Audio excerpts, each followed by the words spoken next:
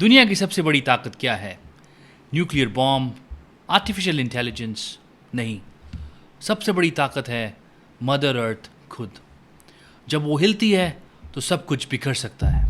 Two deadly earthquakes that rocked Myanmar and Thailand. खबर दिल्ली में लगे लगातार भूकंप के झटके आपको।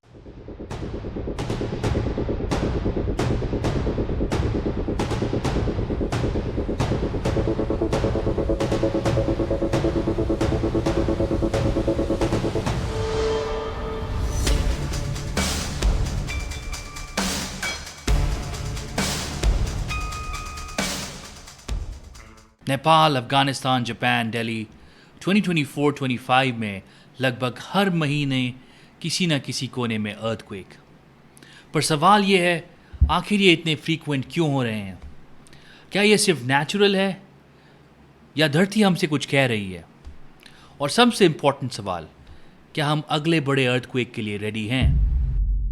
आज हम इस वीडियो में जवाब ढूंढेंगे साइंस, मिस्ट्री और सर्वाइवल के एंगल से। लेट्स अंडरस्टैंड अर्थक्वेक का बेसिक साइंस। सबसे पहले अर्थ को अंदर से समझते हैं। अर्थ के अंदर 4 लेयर्स होते हैं: crust, mental, outer core and inner core. जहाँ हम खड़े हैं वो क्रस्ट है, एक पतली सी लेयर। उसके नीचे है molten rock which is called as mantle. फिर लिक्विड मेटल का आउटर कोर और सबसे अंदर एक सॉलिड इनर कोर। क्रस्ट कई टुकड़ों में बटा है। इन्हें हम टेक्टोनिक प्लेट्स कहते हैं। ये प्लेट्स कॉन्स्टेंटली मूव करती रहती हैं, जैसे आइस के टुकड़े पानी पर। लेकिन कभी कभी ये प्लेट्स टकरा जाती हैं या एक दूसरे के नीचे घुस जाती हैं। तब अंदर प्रेशर बिल्ड होता है, और जब वो प्रेशर रिलीज होता है तब अर्थक्वेक आता है। प्लेट्स के मूवमेंट के 3 तरीके होते हैं: डाइवर्जेंट, जब प्लेट्स अलग होती हैं; कन्वर्जेंट, जब प्लेट्स टकराते हैं; एंड ट्रांसफॉर्म, जब प्लेट्स पास से स्लाइड करती हैं। जहाँ ये स्ट्रेस सबसे ज़्यादा जमा होता है वहीं होता है अर्थक्वेक का एपिसेंटर। और इसी टेक्टोनिक मूवमेंट का सबसे बड़ा उदाहरण है हिमालयाज़। जब भी हम हिमालयाज़ देखते हैं वो सिर्फ एक माउंटेन्स की चेन नहीं है, वो असल में धरती की 2 प्लेट्स के टकराव का नतीजा है। इंडियन प्लेट हर साल लगभग 5 सेंटीमीटर नॉर्थ की तरफ खिसकती है।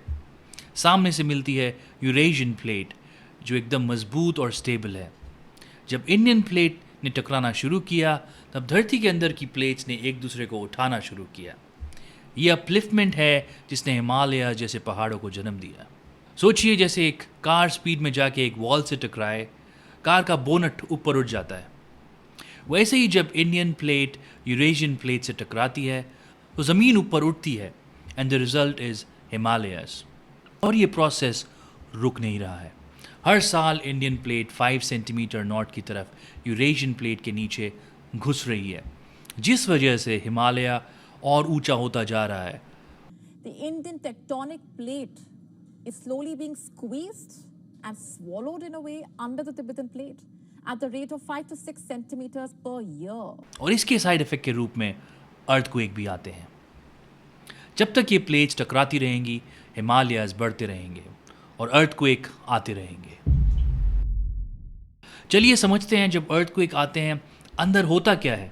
जब धरती के अंदर प्लेट्स टकराती हैं तो जो एनर्जी रिलीज होती है वो ज़मीन के अंदर से वेव फॉर्म में निकलती है। इसे कहते हैं साइज्मिक वेव्स। इन वेव्स की 3 मेन टाइप्स होते हैं और हर वेव का अपना इफेक्ट होता है। पी वेव्स मतलब प्राइमरी वेव्स, ये सबसे पहले आती हैं। इन्हें प्राइमरी इसलिए कहते हैं क्योंकि ये सबसे तेज़ होती हैं। ये वेव ज़मीन को आगे पीछे हिलाती हैं, जैसे किसी स्प्रिंग को खींच के छोड़ा जाए, लेकिन ये वेव ज़्यादा डिस्ट्रक्टिव नहीं होती।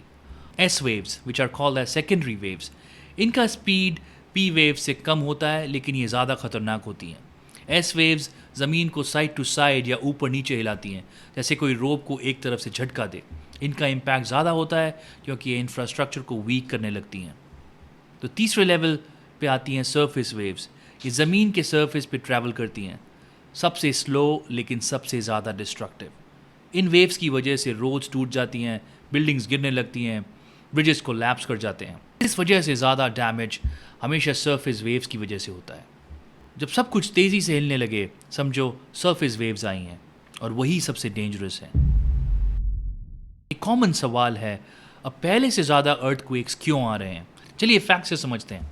टेक्टोनिक प्लेट्स तो हमेशा से ही हिलती रहती हैं, लेकिन आज के टाइम में हमारे पास एडवांस्ड सेंसर्स हैं। इस वजह से पहले जो छोटी छोटी हरकतें रिकॉर्ड नहीं होती थी, वो भी अब डिटेक्ट हो जाती हैं। जब ग्लेशियर्स मेल्ट होते हैं, जैसे आर्कटिक, ग्रीनलैंड या हिमालयाज़ के ग्लेशियर्स, तो ज़मीन पर जो करोड़ों टन बर्फ़ का वज़न था, वो धीरे धीरे कम हो जाता है। तो ज़मीन खुद को बैलेंस करने के लिए थोड़ा ऊपर उठती है या शिफ्ट करती है। इस प्रोसेस को कहते हैं आइसोस्टैटिक रीबाउंड। और जब ये रीबैलेंस होता है, तभी कभी कभी ज़मीन के अंदर छुपा स्ट्रेस रिलीज़ होता है और वो भूकंप के फॉर्म में निकलता है। हम भी इनडायरेक्टली भूकंप ला रहे हैं बिकॉज ऑफ डैम्स। ये सिर्फ पानी स्टोर नहीं करता, बल्कि उस पानी की वजह से धरती की क्रस्ट पर एक्स्ट्रा प्रेशर डालता है। जब इतना ज़्यादा प्रेशर किसी फॉल्ट लाइन के पास पड़ता है, तो वो कभी कभी भूकंप को ट्रिगर कर सकता है।